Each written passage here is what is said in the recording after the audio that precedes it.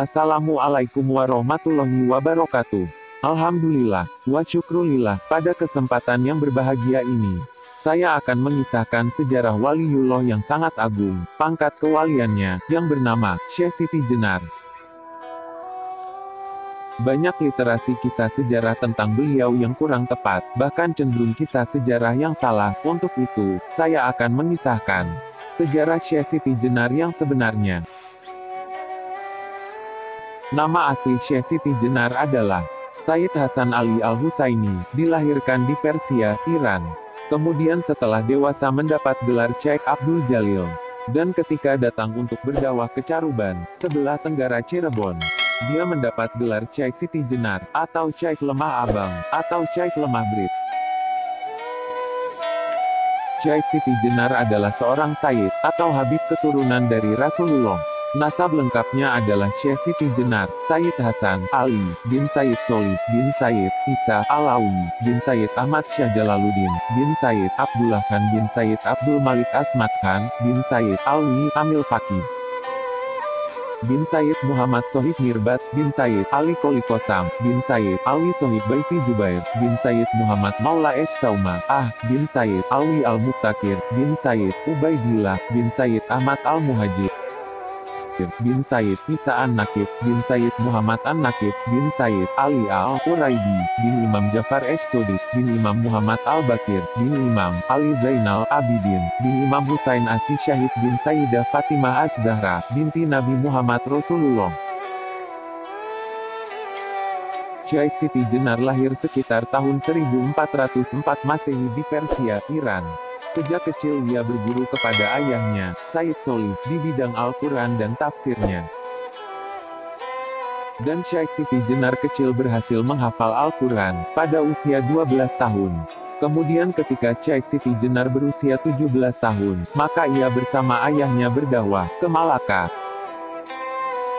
Tiba di Malaka, ayahnya, yaitu Sayyid Solih, diangkat menjadi mufti Malaka, oleh Kesultanan Malaka, di bawah pimpinan Sultan Muhammad Iskandar Shah. Saat itu, Kesultanan Malaka adalah di bawah komando Khalifah Muhammad I, Kekhalifahan Turki Utsmani. Akhirnya Syekh Siti Jenar dan ayahnya bermukim di Malaka. Kemudian pada tahun 1424 Masehi, ada perpindahan kekuasaan antara Sultan Muhammad Iskandar Shah kepada Sultan Muzaffar Shah. Sekaligus pergantian mufti baru dari Sayyid Solih, ayah Siti Jenar, kepada Syekh Syamsuddin Ahmad. Sehingga, pada akhir tahun 1425 Masehi, Sayyid Solih beserta anak dan istrinya pindah ke Cirebon. Di Cirebon Sayyid Solih menemui sepupunya, yaitu Sayyid Kafi bin Sayyid Ahmad. Kedudukan Sayyid Kafi di Cirebon adalah sebagai mursyid Thariqah Al-Mu'tabarah Al-Ahadiyah, dari sanad Utsman bin Affan, sekaligus penasehat agama Islam Kesultanan Cirebon. Sayyid Kafi kemudian mengajarkan ilmu ma'rifatullah kepada Siti Jenar, yang pada waktu itu berusia 20 tahun. Pada saat itu mursyid Al-Thariqah Al-Mu'tabarah Al-Ahadiyah ada 4 orang, yaitu ke-1, Maulana Malik Ibrahim, sebagai mursyid Thariqah Al-Mu'tabarah Al-Ahadiyah, dari sanad Sayyidina Abu Bakar As-Siddiq, untuk wilayah Jawa Timur, Jawa Tengah, Bali, Sulawesi, Kalimantan, Nusa Tenggara, Maluku, dan sekitarnya. Kedua, Sayyid Ahmad Faruqi Sirhindi, dari sanad Sayyidina Umar bin Khattab, untuk wilayah Turki, Afrika Selatan, Mesir dan sekitarnya. Ketiga, Sayyid Kafi, dari sanad Sayyidina Utsman bin Affan, untuk wilayah Jawa Barat, Banten, Sumatera, Campa, dan Asia Tenggara.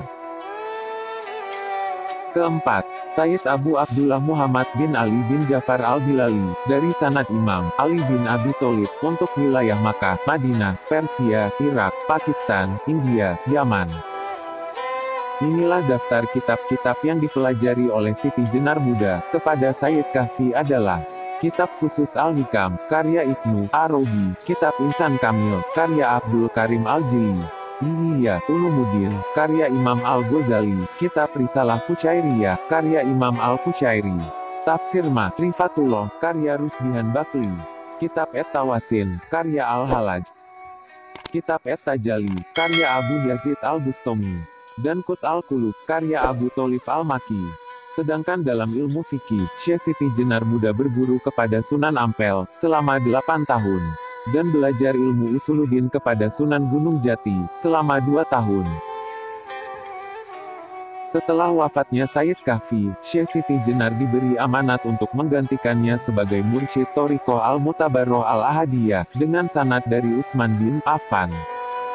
Di antara murid-murid Syekh Siti Jenar adalah Muhammad Abdullah Burhanpuri, Ali Fansuri, Hamzah Fansuri, Syamsuddin Pasai, Abdul Rauf Singkili Aceh, dan lain-lain.